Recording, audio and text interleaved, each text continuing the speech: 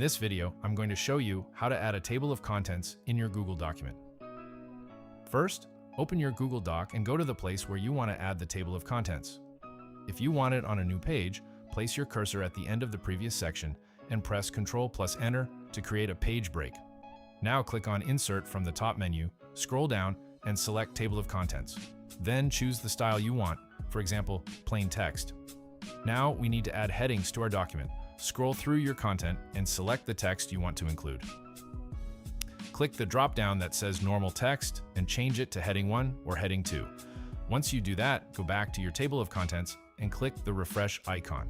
You will see your headings automatically added. You can continue this process for all sections of your document. If you use Heading 2, it will appear as a subheading under Heading 1. And that's it. Now, you can click any item in the table of contents and it will take you directly to that section. If you found this video helpful, let me know in the comments and I'll see you in the next one.